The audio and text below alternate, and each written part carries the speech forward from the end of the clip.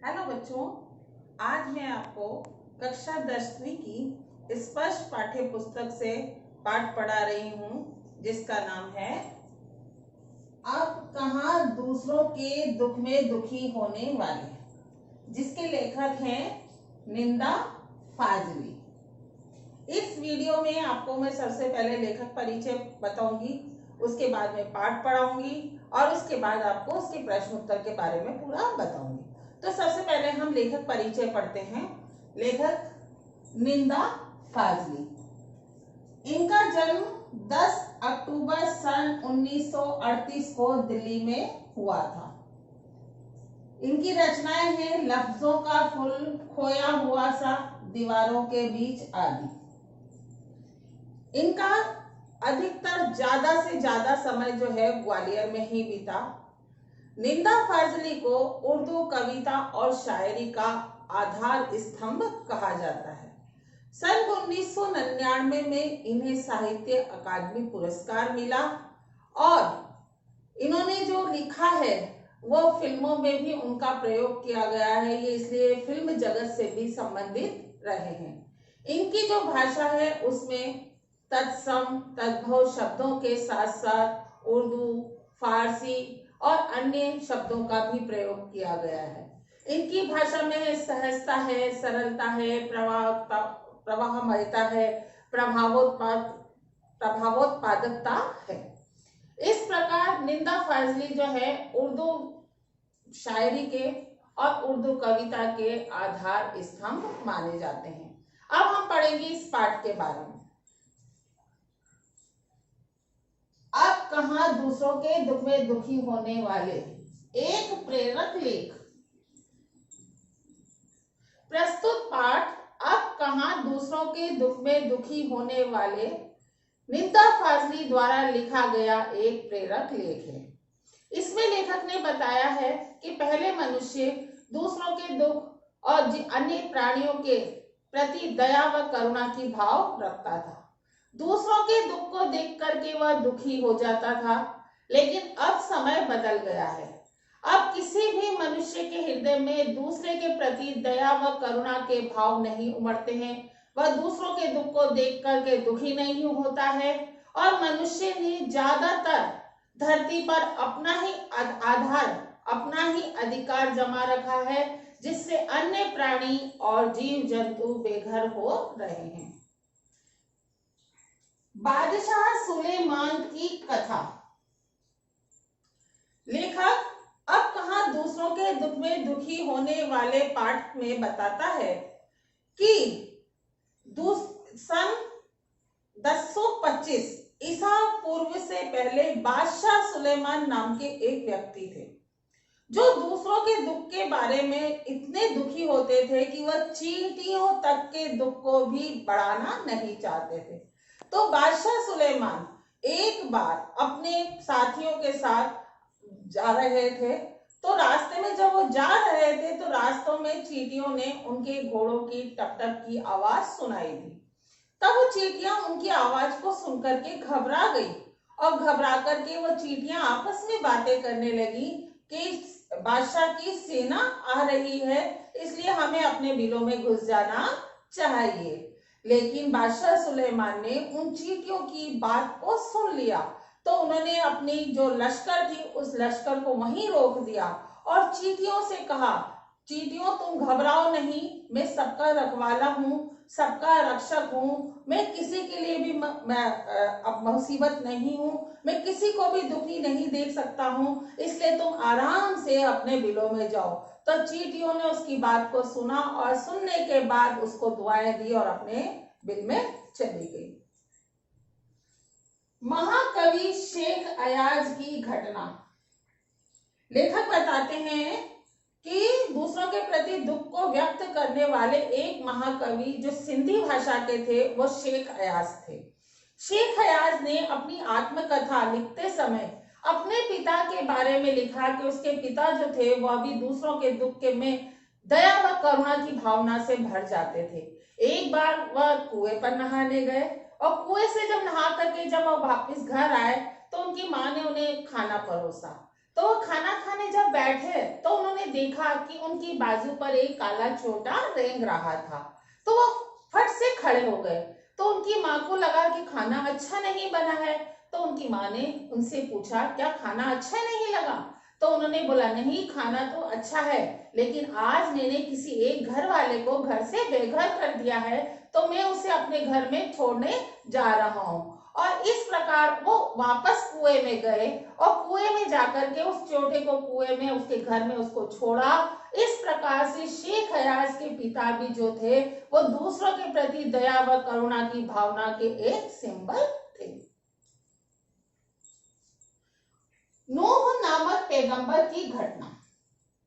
लेखक दूसरों के प्रति करुणा की भावना के आधार पर एक घटना बताता है कि नूह नामक एक पैगंबर था जिसका नाम था लश्कर। एक बार नूह ने एक जख्मी कुत्ते को डांट दिया, धुतकार दिया और भगा दिया।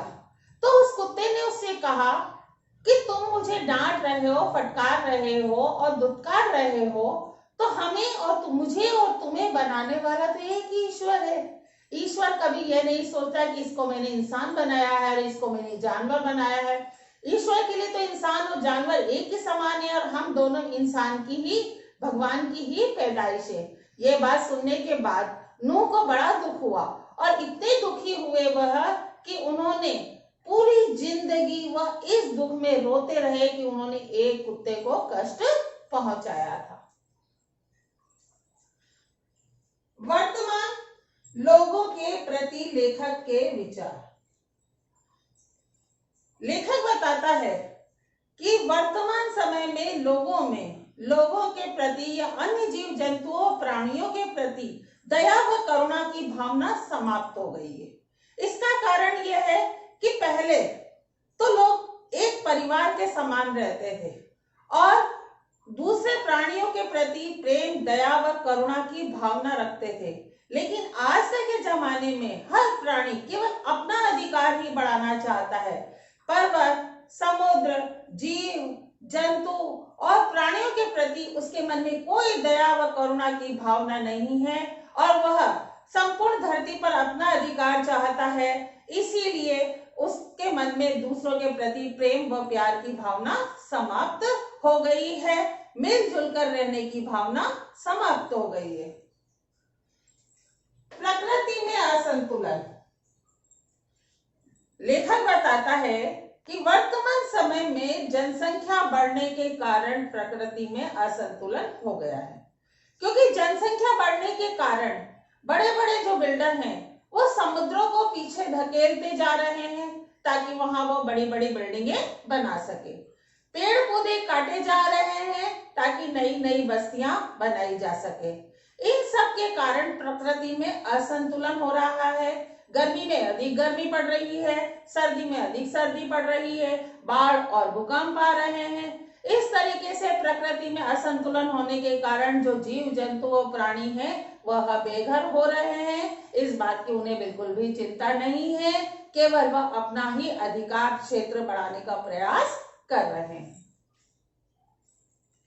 प्रकृति का गुस्सा। लेखक बताता है कि मनुष्य के इस व्यवहार के कारण प्रकृति भी अपना गुस्सा व्यक्त करती है, क्योंकि जब प्रकृति में असंतुलन होगा तो प्रकृति भी अपना गुस्सा व्यक्त करेगी।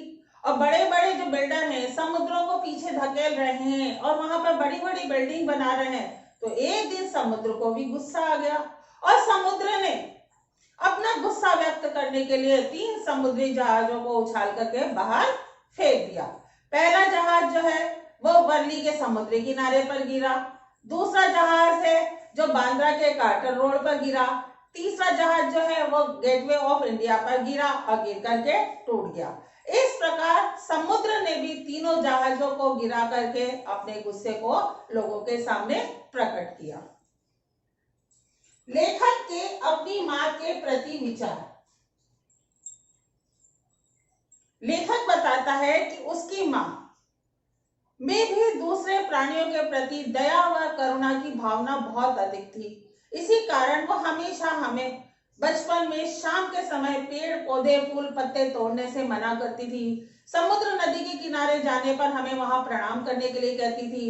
सूर्य देवता को सुबह उठकर नमस्कार करने के लिए कहती थी और कहती थी कि इन सभी में जीव जंतुओं, पेड़ पौधे, नदी सभी में प्राण होते हैं।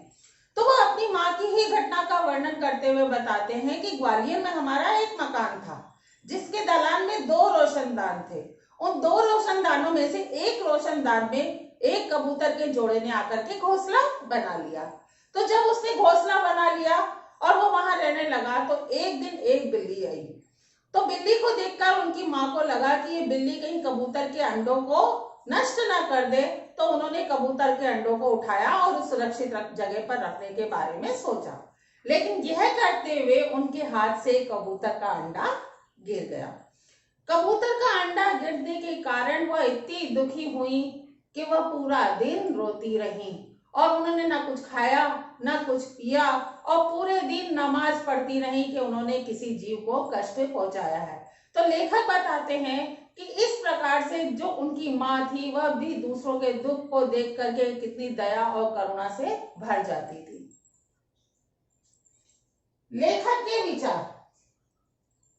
लेखक कहता है कि वर्तमान समय में जो मनुष्य है उसमें दूसरों के, प्राणियों के प्रति न दुख है, न दया है, न करुणा की भावना है।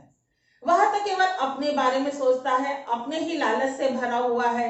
इसीलिए नई नई बस्तियां बनाया जा रहा है, पेड़ पौधों को काटे जा रहा है और अन्य प्राणी जो है वो बेघर हो रहे हैं, लेकिन इस बात की उसे कोई चिंता नहीं है। प्रकृति में असंतुलन पैदा हो रहा है। पहले लोग एक पूरे संपूर्ण समाज को एक परिवार के समान मानते थे। अब लोगों में हिल मिलकर रहने की, मिलजुल कर रहने की जो भावना है वो बिल्कुल ही समाप्त हो गई है। हर व्यक्ति नई नई बस्तियां बना करके अलग रहना चाहता है। यहाँ तक कि लेखक स्वयं अपने बारे में बताता है कि वह एक फ्लैट में रहता था, तो वहां एक कबूतर का जोड़ा आ गया और उसने अपना घर घोंसला बना लिया। तो लेखक स्वयं भी परेशान हो गया। कहता है कि जो वो कबूतर का जोड़ा जो उसके घर में उसके घोंसला बनाकर के रह रहा था, तो जब वो कबूतर उड़ते थे तो और अंदर जाते थे, बाहर आते थे, जो तो उनके पंखों के उड़ने से जो हवा होती थी वो उससे उसकी लाइब्रेरी में रखी हुई जो पुस्तकें हैं वो गिर जाती थी और सामान भी कुछ गिर जाते थे, जिससे घर में थोड़ी बहुत गंदगी हो जाती थी, अव्यवस्था हो जाती थी और उन्हें सफाई करनी पड़ती थी। तो उनकी जो पत्नी थी, उनकी पत्नी ने भी उस जो रोशनदान था उसमें जाली लगा दी और वो जाली इसलिए लगा दी कि जो कबूतर है ना वो तो अंदर आ सके ना बाहर जा सके। तो अगर वो अंदर बाहर नहीं होंगे तो उससे उनकी जो गंदगी हो रही है या जो भी परेशानी हो रही है वो समाप्त हो जाएगी। तो लेखक बताते हैं कि ये जब मैंने देखा तो ये देख करके मुझे महसूस हुआ कि वर्तमान समय में जो लोग हैं, लोगों में दूसरों के प्रति जो दया और करुणा की भावना है वो बिल्कुल भी समाप्त हो गई है। अब कोई भी व्यक्ति ऐसा नहीं है जो दूसरों के दुख को देख करके उसके मन में दया करुणा की भावना उत्पन्न हो या प्रेम प्यार की भावना उत्पन्न हो। अब तो इस संसार में वही व्यक्ति है जो केवल अपने बारे में सोचते हैं, अपना भला चाहते हैं और अपनी ऐशो आराम की जिंदगी जीना चाहते हैं। तो इस कहानी के माध्यम से या इस एकांकी के माध्यम से निंदा फाजली ने बताया है कि इस संसार में अब दूसरों के प्रति प्रेम, दूसरे प्राणियों के प्रति प्रेम, करुणा, दया, करुणा की भावना रखने वाले जो लोग हैं वह समाप्त हो गए हैं पहले के जमाने में और आजकल के जमाने में। अब ये अंतर आ गया है। तो ये पूरा पाठ मैंने अब आपको पढ़ाया है। अब इसके बाद में अब आपको इस पाठ के प्रश्न उत्तर करवाऊंगी। प्रश्न नंबर 1, बड़े बड़े बिल्डर समुद्र पीछे क्यों धकेल रहे थे? बड़े बड़े बिल्डर अपनी नई नई और ऊंची ऊंची बिल्डिंग बनाने के लिए समुद्र को पीछे धकेल रहे थे। प्रश्न नंबर 2, अरब में लश्कर को नूह नाम से क्यों याद करते हैं? अरब में लश्कर को नूह नाम से इसलिए याद करते हैं क्योंकि उन्होंने जब एक बार एक जख्मी कुत्ते को दुत्कार दिया था और दुत्कारने के बाद उन्हें कुत्ते ने बताया था कि इंसान हो या जानवर सबको ईश्वर ही बनाता है, तो जीव को दुखी करने के कारण वो पूरी जिंदगी रोते रहे, इसलिए वह नूह नाम से प्रसिद्ध हो गए। प्रश्न नंबर 3, लेखक की मां किस समय पेड़ पर तोड़ने से मना करती थी और क्यों? लेखक की मां शाम के समय पेड़, पत्ते, फूल तोड़ने से मना करती थी। उनका कहना था कि पेड़ पत्तों में भी जीव होता है और शाम के समय उनके भी रहने सोने खाने पीने का समय होता है, इसलिए हमें उनको परेशान नहीं करना चाहिए। प्रश्न नंबर 4, प्रकृति में असंतुलन का क्या परिणाम हुआ? प्रकृति में असंतुलन का यह परिणाम हुआ कि गर्मी में अधिक गर्मी पड़ने लगी, सर्दी में अधिक सर्दी पड़ने लगी, बाढ़ आ रही थी, प्रकोप हो रहे थे, नए नए रोग उत्पन्न हो रहे थे, भूकंप हो रहे थे। इस प्रकार प्रकृति में असंतुलन के कारण पेड़ पौधे पत्ते काटे जाने के कारण हो रहा था। लेखक की मां ने पूरे दिन का रोजा क्यों रखा? लेखक के जो ग्वालियर में जो मकान था, उस मकान में के रोशनदान में एक चिड़िया ने अपना जो घोंसला बना लिया था, कबूतर ने, तो उसके अंडे को सुरक्षित रखने के लिए जब वो दूसरी जगह ले जा रही थी तो अंडा उनसे टूट गया था। तो इसी दुख के कारण उन्होंने पूरे दिन रोजा रखा और पूरे दिन कुछ भी खाया पिया नहीं। लेखक ने ग्वालियर से मुंबई में किन बदलावों को महसूस किया? लेखक ने ग्वालियर से मुंबई में ये बदलाव महसूस किया कि ग्वालियर के मकान में उनकी माँ रहती थी और वहां कबूतर ने जब घोंसला बनाया तो माँ उसकी रक्षा कर रही थी, उसके अंडों को बचा रही थी और अंडा टूट गया था तो पूरा दिन रोजा रख के दुखी हुई थी। जबकि मुंबई में लेखक का जो मकान था उसमें एक कबूतर ने घोंसला बनाया तो उसके आने जाने हवा से वो इतने परेशान हुए कि उन्होंने खिड़की में जाली ही लगा दी और कबूतर को अंदर नहीं आने दिया। डेरा डालने का क्या अर्थ है? डेरा डालने का अर्थ है अल्पकालीन निवास, यानी कि किसी भी जगह कुछ समय के लिए रुकना। 8वां, लेखक की पत्नी को खिड़की में जाली क्यों लगानी पड़ी? लेखक की पत्नी को खिड़की में जाली इसलिए लगानी पड़ी क्योंकि जो कबूतर थे वो जब अंदर बाहर होते थे तो उनके पंखों की हवा से लाइब्रेरी में रखी हुई पुस्तकें गिर जाती थी, दूसरे सामान भी गिर जाते थे, टूट जाते थे, गंदगी हो जाती थी, इसलिए उसने खिड़की में जाली लगा दी। समुद्र के गुस्से की क्या वजह थी? उसने अपना गुस्सा कैसे निकाला? समुद्र के गुस्से की वजह बड़े बड़े बिल्डर थे जो समुद्र को पीछे धकेल रहे थे और समुद्र छोटा कर रहे थे, इसीलिए उसने एक दिन अपना समुद्र ने गुस्सा व्यक्त किया और 3 जहाजों को बाहर फेंक दिया। जो पहला जहाज जो है वर्ली के समुद्री किनारे पर गिरा, दूसरा बांद्रा के कार्टर रोड पर गिरा और तीसरा गेटवे ऑफ इंडिया पर गिरकर टूट गया। बादशाह सुलेमान की चींटियों की घटना का वर्णन करो। तो बादशाह सुलेमान की चींटियों की जो घटना है वो मैंने तीसरे पॉइंट के पार्ट में आपको पूरा समझा दिया है कि किस प्रकार वो अपनी लश्कर के साथ निकल रहे थे और उन्होंने कैसे चींटियों को समझाया। शेख हयास के पिता को काला चोटा कहां से मिला और उन्होंने क्या किया? शेख हयास के पिता जब कुएं पर नहाने गए तो वो जब वहां से आए खाना खाने बैठे तब उन्होंने अपनी बाह पर काला चोटा देखा। तो ये काला चोटा उन्हें कुएं से मिला था, तो उन्होंने बिना खाना खाए वापस कुएं पे गए और उस चोटे को कुएं में डाला और उसे घर से बेघर होने से बचा दिया। नूह सारा जीवन क्यों रोते रहे?